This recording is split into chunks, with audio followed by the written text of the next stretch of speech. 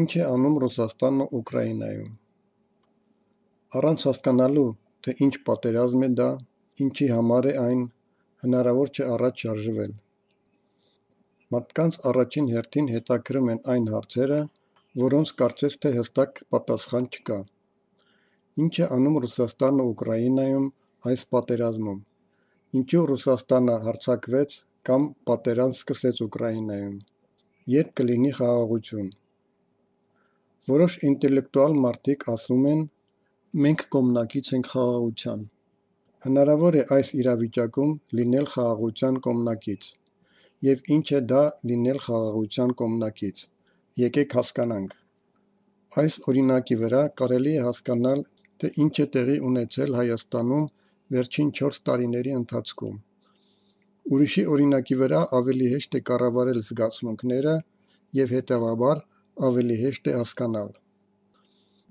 Այսպիսով ցանկացած գործընթաց մենք կարող ենք ուսումնասիրել մի քանի դիրքերից, որոնք որոշում են գիտակցության մակարդակով։ Եվ այդպես ամենացածր մակարդակը մեր անձնական էգոն է, և մենք դիտում ենք ցանկացած գործընթաց, որը վերաբերվում է յուրաքանչյուր անձի։ Երկրորդ մակարդակում ընտանիքն է ու տոհմն է։ Բացասական իմաստով, երբ տոհմերը միանում են, դա կորպորատիվ կառավարում է։ Երրորդ մակարդակում պետությունն է, որտեղ մենք ունենք բանակ և նավատորմ։ Չորրորդը գլոբալ կամ համաշխարհային մակարդակն է, երբ մենք ուսումնասիրում ենք մոլորակի բոլոր բնակիչներին որպես մեկ ամբողջություն։ Հինգերորդ մակարդակում մենք արդեն դուրս ենք գալիս երկրի սահմաններից, դա արեգակնային համակարգն է, տիեզերքն է։ Եվ հետո մենք դուրս ենք գալիս տիեզերքի սահմաններից, որտեղ արդեն աստվածային պլաններն են, որոնք ներթափանցում են նախորդ բոլոր ստորին մակարդակները, քանի որ յուրաքանչյուր ստորին մասը պահպանվում է վերևի մասում։ Այսպիսով մենք կքննարկենք գործընթացի մետաֆիզիկան և միշտ պետք է սկսենք վերին մակարդակից, հակառակ դեպքում ոչինչ չենք հասկանա։ Եվ այսպես երկրի վրա մենք անընդհատ տեսնում ենք, որ երկու քաղաքակրթությունները պայքարում են բարու և չարի համար։ Ինչպես որոշել, թե որ կողմում է բարին, որ կողմում չարը։ Հիմա ասում են, որ ընթանում է երրորդ համաշխարհային պատերազմը կամ վերջի ճակատամարտը, կամ պայքար բարու և չարի։ Եկեք փորձենք պարզել, թե ով որ կողմում է գտնվում։ Մեզ մոտ տիեզերքը ստեղծված է ֆրակտալ ձևով, այսինքն կերպարով և նմանությամբ։ Այն նկարագրված է Աստվածաշնչում։ Այսինքն պատկերով և նմանությամբ յուրաքանչյուր մարդ ունի աստվածային մասնիկ, և այն կրկնվում է մեզանից յուրաքանչյուրում։ Ունենք երկիր, քաղաքակրթություն։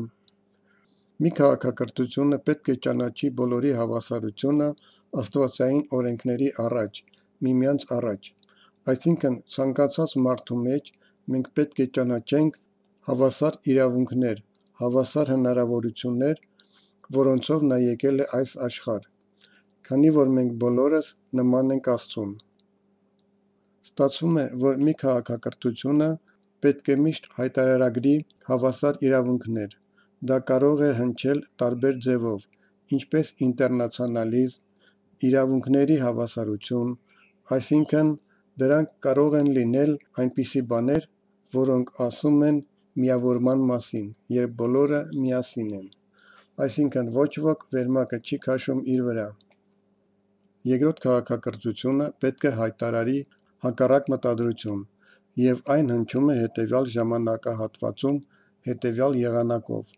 որ կան բացառիկ քաղաքակրթություններ, ինչպես ինքը իրեն հռչակում է Ամերիկան։ Նրանք միշտ էլ սկսել են բացառիկ իրավունքներով և չեն ճանաչել ընդդիքների իրավունքները,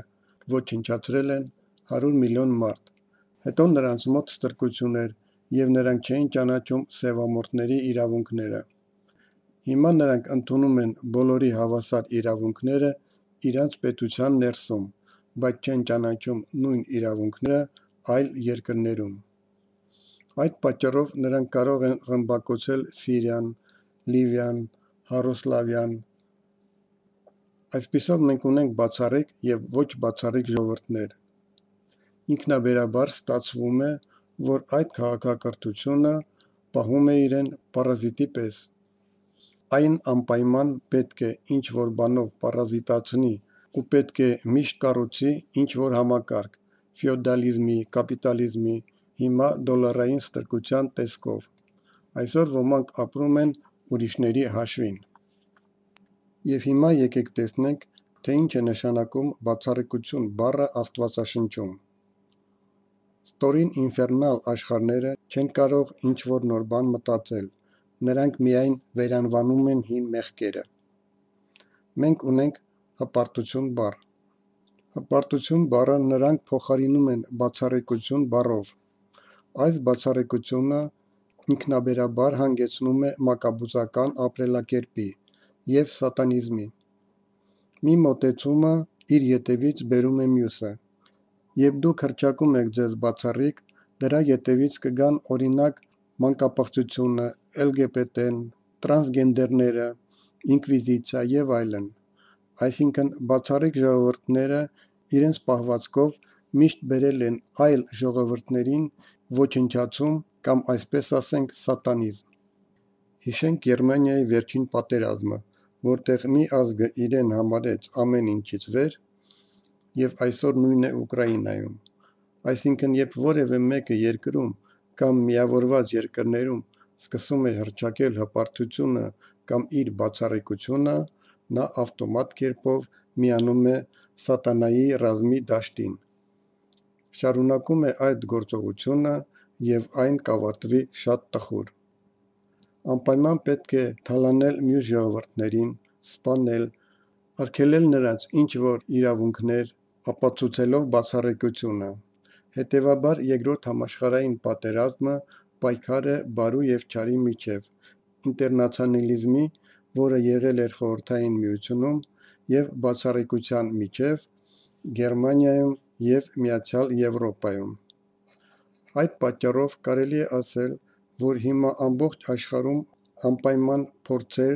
հարձակումներ կլինեն Երկրորդ համաշխարհային պատերազմի արդյունքների վերաշարադրման համար, որպեսզի ժողովուրդները չհասկանան, թե ինչ պատերազմների են նրանք մասնակցում և ինչի համար են նրանք պայքարում։ Ձկան դարաշրջանը փոխվում է ջրհոսի դարաշրջանով, դա տեղի է ունեցել 2012 թվին։ Մինչ այդ 2160 տարի եղել է ձկան դարաշրջան։ Այսպիսի պատերազմ տեղի է ունեցել 2160 տարի առաջ, երբ մի համաստեղությունը փոխարինում է մյուսին։ Այն ժամանակ էլ է եղել մեծ մարտերից մեկը, որը նկարագրված է Մախաթխարայում և կոչվում է Կուրուքխեչեի ճակատամարտ։ Այսպիսի ճակատամարտում միշտ մասնակցել են երկու եղբայրական ժողովուրդ։ Այսպես ասենք, ամենաարյունալի մարտերը գնում են միմյանց նման մարդկանց միջև։ Այդ ճակատամարտում նկարագրված է, որ այնտեղ զոհվել են տարբեր գնահատականներով, ինչ-որ տեղ 160 միլիոն, ինչ-որ տեղ 1 միլիարդ 600 միլիոն մարդ։ Այս ճակատամարտը տևել է 18 օր և դա եղել է միջուկային, քանի որ նկարագրվում է որպես միջուկային զենք։ Երկրի վրա մնացել էր ընդամենը 240,000 մարդ։ Դա երկրի վրայի բնակչության մոտ 0,002%-ն է։ Այնպես որ այն, ինչ այժմ շարունակվում է ինչպես ռազմական հատուկ գործողություն, կարող է ավարտվել Երրորդ համաշխարհային պատերազմով։ Հիմա դուք պետք է որոշեք, թե որ կողմում եք։ Եթե մենք ընդունում ենք հավասար իրավունքներ յուրաքանչյուր ժողովրդի համար, ովքեր բնակվում են այս մոլորակի վրա, և մենք պատրաստ ենք բոլորին տալ կրթություն, բժշկություն, կիսվել ռեսուրսներով, քանի որ յուրաքանչյուր ժողովուրդ ունի նաև իր ռեսուրսները։ Մոլորակը կազմակերպված է այնպես, որ կարելի է հավասարաչափ բաշխել այդ ռեսուրսները և ամեն ինչ կհերիքի։ Այսպիսով, եթե մենք ընդունում ենք հավասար իրավունքներ, ապա մենք բարու կողմն ենք, քանի որ մենք նման ենք Աստծուն պատկերով և նմանությամբ։ Իսկ եթե մենք մեզ բացառիկ ենք անվանում, ապա մենք չարի կողմն ենք և սատանայի կողքին ենք։ Մենք մեզ հետ կբերենք կտանքներ, սուտ, չարիք, այն ինչ մենք այժմ տեսնում ենք Ուկրաինայում։ Այսինքն ստացվում է այնպես, որ եթե դու բարու կողմն ես, դու պետք է որոշես քո կամքով։ Եվ այստեղ պետք է ասել, որ շատ ուկրաինացիներ այդ պատերազմը ընկալում են պետության, անձնական, ընտանիքի, այսինքն ավելի ցածր մակարդակի ըմբռնումով։ Բոլորը պետք է հասկանան, որ եթե դուք ձեր երկրում հավասար իրավունքներ չտաք բոլոր ազգերին և չհարգեք յուրաքանչյուր ժողովրդին, դուք սատանիստներ եք։ Եվ սա միանշանակ օրենք է։ Իսկ օրենքը միշտ ավարտվում է նրանով, որ եթե բարին հաղթում է չարին, ապա երկրի վրա կյանքը շարունակվում է, կամ եթե չարը հաղթի այս բացառիկ ժողովուրդները, որոնց գլխավորում է Ամերիկան, ապա երկիր մոլորակի վերջը կլինի։ Եվ սկզբունքորեն այն բառերը, որոնք ասել է Պուտինը, ինչու է պետք մեզ նման մոլորակ, որի վրա չկա Ռուսաստանը, այս բառերը տեղավորվում են այս հայեցակարգում։ Մի պահ պատկերացնենք, որ հաղթեց Ուկրաինան հավաքական Արևմուտքի հետ միասին։ Դուք կարող եք պատկերացնել, թե ինչ սարսափ է սպասվում մեզ բոլորիս։ Դրանք մարդիկ են, ովքեր իրենց բացառիկ են ներկայացնում, բացառիկության տարբեր հատկանիշներով։ Դա կարող է լինել տարբեր մակարդակի վրա, մաշկի գույնի մակարդակով, ծագման մակարդակով, լեզվի մակարդակով, պատվաստված կամ չպատվաստված մակարդակով, տրանսգենդերի մակարդակով։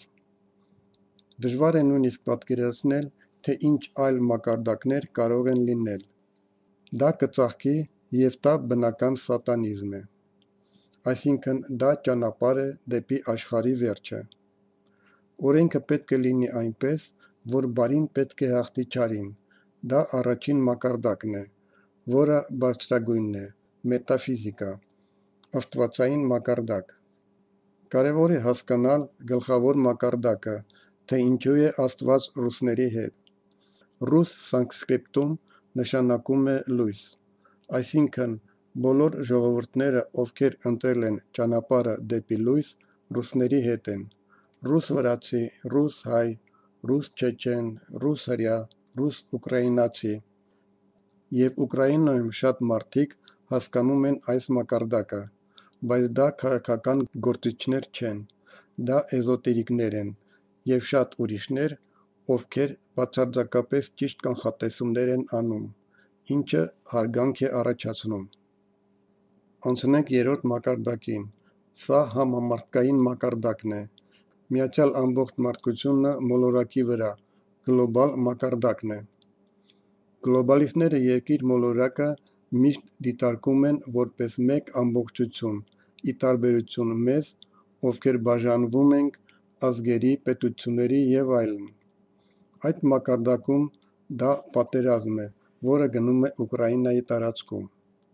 Տեխնոլոգիական դարաշրջանների փոփոխությունը, որը տեղի է ունեցել 2012 թվականին, ձկների դարաշրջանը փոխվել է ջրհոսի դարաշրջանով։ Ձուկը հուներենով նշանակում է Իղծիուս, Քրիստոսի դարաշրջան, քրիստոնեական աստվածաշնչյան նախագիծ։ Քրիստոնեական աստվածաշնչյան նախագիծը գլոբալիստները փոխարինում են ջրհոսի դարաշրջանով։ Այս բոլորովին նոր աշխարհ է, որտեղ մենք պետք է ապրենք։ Գլոբալիստները անպայման ձևավորելու են երկու բևեռներ։ Գլոբալիստները խաղում են ինչպես Աստված և պահպանում են միշտ հավասար ուժեր երկիր մոլորակի վրա։ Այսինքն նրանք չար ուժերին էլ չեն թողնում հաղթել և բարի ուժերին էլ չեն թողնում հաղթել, քանի որ նրանց համար կատարյալ է հավասարակշռության վիճակը, և բարի և չար ուժերը ոչնչացնում են միմյանց։ Այսինքն մենք չենք կարողանում պայմանավորվել, և այստեղ կարելի է ասել,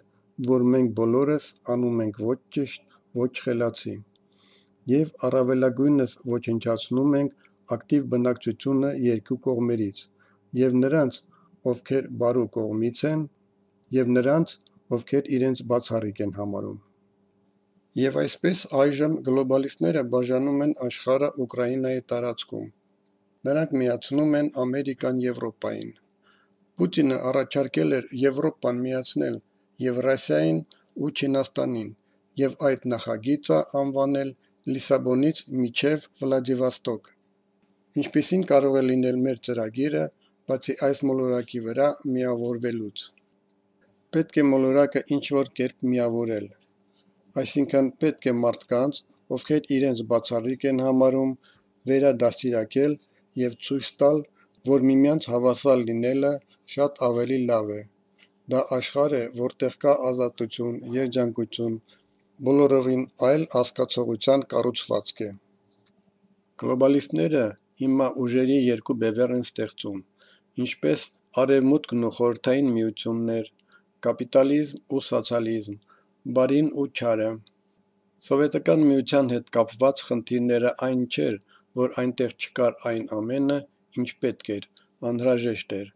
այլ այն էր, որ այնտեղ հրաժարվել էին վերին մակարդակից, այսինքն աստվածային մակարդակից, ոչ թե կրոնի հետ միաձուլումը,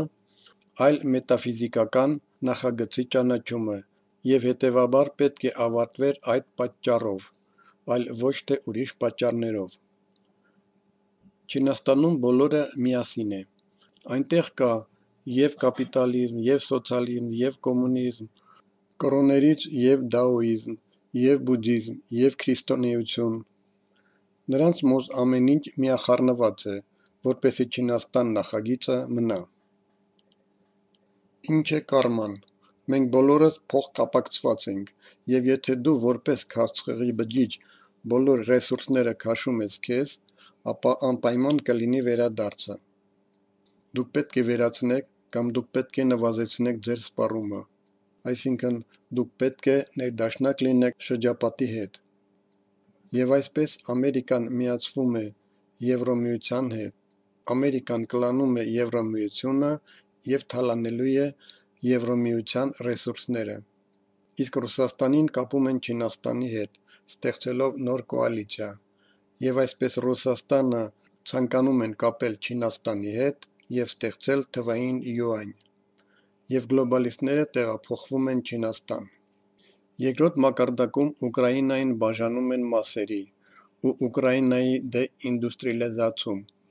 թողնելով 8-10 միլիոն մարդ։ Ինչպես է Ուկրաինայում արվում դեինդուստրիալիզացումը։ Գլոբալիստները միշտ միաժամանակ լուծում են շատ խնդիրներ, իսկ մենք միշտ նայում ենք մեր ինչ-որ մեկ դժբախտ մակարդակից, մեր սովորական էգոյով։ Այսօր Պենտագոնը հրամաններ է տալիս Ուկրաինայի զինվորներին, որ նրանք զբաղեցնեն գործարաններ, դպրոցներ, հիվանդանոցներ, թանգարաններ եւ այլն։ Դա պատահական չէ։ Դա ընթանում է Ուկրաինայի պլանավորված դեինդուստրիալիզացում։ Ռուսներն ու ուկրաինացիները արյան մեկ խումբ ունեն՝ R1A1։ Նրանք միասնական լեզու ունեն, նրանք մեկ արմատ ունեն, պարզապես վերաձևակերպվել է ուկրաինացիների գիտակցությունը։ Գիտակցությունը վերաձևակերպվում է այս մակարդակներում։ Այս մակարդակներում կառուցվում է կաստային համակարգը Հնդկաստանում, այսինքն ինչպիսին է ձեր գիտակցությունը, ինչպիսին է գործընթացները հասկանալու մակարդակը։ Գլոբալ մակարդակում շատ լավ աչքի ընկան էզոտերիկները, որոնք շատ ճիշտ կանխատեսումներ արեցին։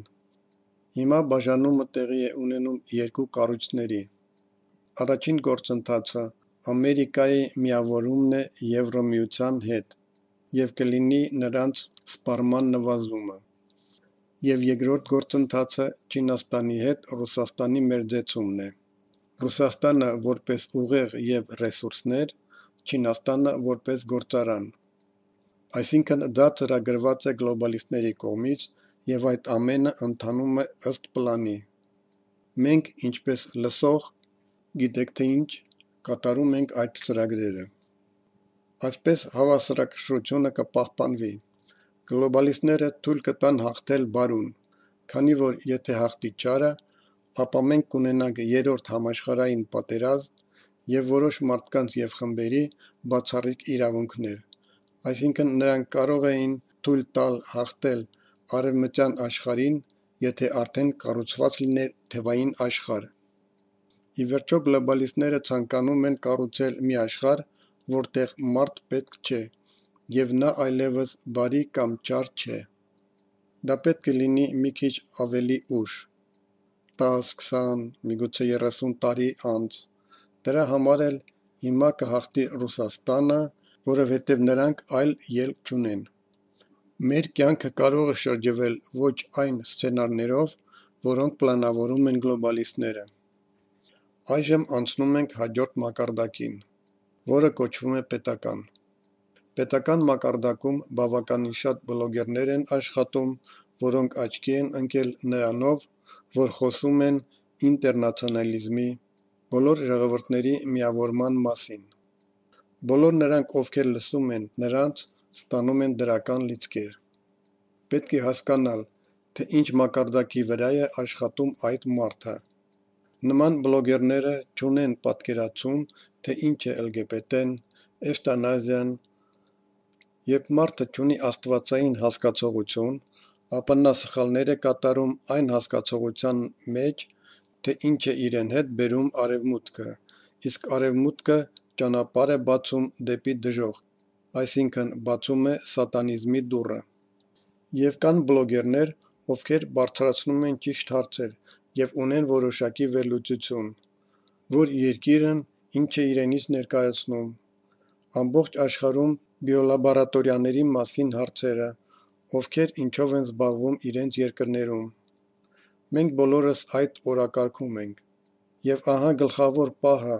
ուկրաինացիները առաջին մակարդակում պետք է հասկանային, որ նրանք բոլորին պետք է հավասար իրավունքներ տան, և չի կարելի ռմբակոծել Դոնբասն ու Լուգանսկը։ Իրենց տեղափոխել են պետական մակարդակի, իմ պետության, իմ տարածքի վրա հարձակվել են։ Նրանց գիտակցությունից անջատել են գիտակցության առաջին մակարդակը, այն մակարդակը, որ մարդուն չի կարելի նվաստացնել կախված ազգությունից։ Կարևոր չէ, թե ով է նա՝ ռուս, չինացի, ուկրաինացի։ Զարմանալի բաներ են տեղի ունենում։ Նույնիսկ շատ մարդիկ, ովքեր զբաղվում են էզոտերիկայով, կարծես թե լավ-բարի մարդիկ են և հարց են տալիս. լավ, ինչու են ռուսները հարձակվել մեզ վրա։ Նման մարդկանց հետ դժվար է վիճել։ Բայց երբ նրանց հարց են տալիս, հավանաբար վատ էր Դոնբասի և Լուգանսկի մարդկանց համար, և նրանց տները ռմբակոծում էին, և շատ երեխաներ ապրում էին ռումբերի տակ։ Այդ մարդիկ անմիջապես փակվում են և չեն ուզում լսել։ Ենթադրենք Ղազախստանում ղազախին ասում են. ես արգելում եմ քեզ խոսել ղազախերեն և արգելում եմ քեզ աղոթել քո Աստծուն՝ Ալլահին։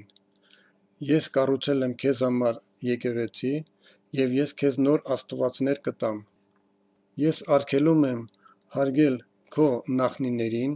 պահպանել քո ավանդույթներն ու սովորությունները։ Ահա քեզ Բանդերայի դիմանկարը և խնդրում եմ սովորել ուկրաիներեն լեզուն և բարձր բղավել՝ Ուկրաինան բոլորից բարձր է։ Եթե դու չես անում դա, ես 8 տարի ռմբակոծելու եմ քեզ։ Ահա եթե մենք խոսում ենք այլ ցանկացած ժողովրդի մասին, անմիջապես ամեն ինչ պարզ է դառնում։ Իհարկե ոչ ոք դրան չի դիմանա, դա ֆաշիզմ է, դա նացիոնալիզմ է։ Առաջին մակարդակում և մենք ասում ենք, որ մենք բացառիկ ենք, ապա այն միշտ իր ետևից բերում է մակաբուծություն, ֆաշիզմ, սատանիզմ։ Ուկրաինացիները այժմ գտնվում են հաջորդ մակարդակում։ Իմ երկրի վրա հարձակվել են, բոլորս պաշտպանվում ենք ռուսներից։ Մոռանալով այն մասին, որ 8 տարի ռմբակոծել են նույն ուկրաինացիներին, ռմբակոծել են Դոնբասը և Լուգանսկը։ Այնուհետև մենք իջնում ենք չորրորդ մակարդակ, երբ մենք ունենք ընտանիք, տոհ։ Բացասական տարբերակով, երբ տոհմերը միավորվում են, վերածնվում են կլաններ։ Ստացվում է կլանային կորպորատիվ կառավարում, ալիգարխատ։ Յուրաքանչյուր ցածր մակարդակի մեջ միշտ ներկա է ամենաբարձրը։ Ընտանիքի տոհմի տեսանկյունից սա երկու եղբայրական ժողովուրդների պատերազմ է, և դա աղետ է, քանի որ նրանք ունեն ընդհանուր արմատ, ինչը գենետիկորեն գրված է ԴՆԹ-ում։ Դժվար է նայել, թե ինչպես են ռմբակոծում քաղաքները, թե ինչպես են սպանում երկու կողմից։ Եվ այսպես ընտանիքի տոհմի մակարդակով եղբայրական պատերազմ է։ Ինչ են անում գլոբալիստները այս ժամանակ։ Դա ամենակարևոր կետն է։ Նրանք ոչնչացնում են ակտիվ տղամարդկանց բնակչությունը երկու կողմից։ Որպեսզի անցնենք նոր կառավարման և ճնշման, դուք պետք է հեռացնեք ողջ ակտիվ բնակչությունը։ Ստեղծվում է պատերազմներ, և գլոբալիստների համար կարևոր է մարդկային ռեսուրսները ոչնչացնել։ Նրանք ոչնչացնում են, քանդում են կլանային կորպորատիվ համակարգը երկու երկրներում և Արևմուտքում նույնպես։ Մենք կտեսնենք, թե ինչպես են մաքրելու ալիգարխայությունը ինչպես Ուկրաինայում, այնպես էլ այլ երկրներում։ Ուկրաինայում ալիգարխներից շատերին արդեն ձերբակալել են։ Նրանք կորցնում են իրենց գործարանները, քանի որ գործարանները նույնպես ոչնչացվում են։ Որտեղ են կառուցում իրենց պաշտպանությունը ուկրաինական զորքերը՝ գործարաններում, դպրոցներում, հիվանդանոցներում, և բնականաբար ոչնչացնում են ռուս օլիգարխներին։ Բոլոր գումարները, որ նրանք գողացել էին Ռուսաստանում, գտնվում են կալանքի տակ, քանի որ, ինչպես ասում են, մեղուները նրա համար չեն, որ ուտեն մեղր։ Հենց օլիգարխներն են իրենց անբարոյականության պատճառով գողանում իրենց ժողովրդից ողջ ժողովրդին պատկանող ռեսուրսների միջոցով, իսկ հետո նրանց կողոպտում են գլոբալիստները։ Սա գործընթաց է, որը հորինված է խելացիորեն։ Նրանք երբեք չեն երևում, նրանք չեն մտնում ամեն ընտանիք, վերցնում վերջին կտոր հացը։ Դա անում են տեղի օլիգարխները։ Դա անում է կլանային կորպորատիվ կառավարումը յուրաքանչյուր երկրում։ Հիմա պատերազմի շնորհիվ ամեն ինչ երևում է, և պետք է լինի մաքրում։ Եվ այսպես օլիգարխները գոռում են. «Մեզ համար դժվար է պահել մեր միլիոնանոց տները կամ զբոսանավերը»։ Ժողովուրդը դրան ուրախանում է, բայց սկզբում այդ ամենը թույլ է տրվել անել։ Այսինքն, սկզբում գողանում են ժողովրդից, իսկ հետո այդ փողերը կվերցնեն, և դա կլինի ոչ միայն Ուկրաինայում և Ռուսաստանում, այդպես կլինի ամբողջ արևմտյան աշխարհում։ Սա այսպես կոչված նոր փողերի հավաքման սկզբունք է, այսինքն երիտասարդ ճյուղերի կտրումն է, նոր փողեր վերցնելը, քանի որ պետք է աշխատեն միայն հին փողերը։ Ստորինը անձնական մակարդակն է։ Այս մակարդակում բոլորը պետք է ընտրություն անեն բարու և չարի միջև, և դա շատ լուրջ է, քանի որ այստեղ եկել են և գալիս են հոգիներ, որոնք պետք է մասնակցեն այս կարևոր ճակատամարտին։ Բոլոր լույսավոր մարտիկները նուրբ պլանում, որպես պայծառ բանակ, շարվել են և օգնում են այս ճակատամարտում։ Դա հոգիներն են, որոնք ընտրել են, որքան էլ սարսափելի է հնչում, ընտրել են մահանալ այս աշխարհի համար, որպեսզի ապագա սերունդը շարունակվեն։ Դա միշտ էլ եղել է ռուսական աշխարհում, հասկացողություն, թե ինչու չկա մահվան վախ, քանի որ մենք հասկանում ենք, որ դրանից հետո գալիս է անվերջություն, և ապագա սերունդները կապրեն այլ աշխարհում։ Եթե ոչ ես, ապա ապագա ժառանգները կկարողանան ապրել ավելի լավ աշխարհում։ Այս թեմայի առաջին մասը ավարտվեց, քանի որ շատ լուրջ ժամանակներ են, և որպեսզի մարդիկ կարողանան ճիշտ ընտրություն անել, մեկ հոլովակ էլ կլինի այս թեմայի մասին։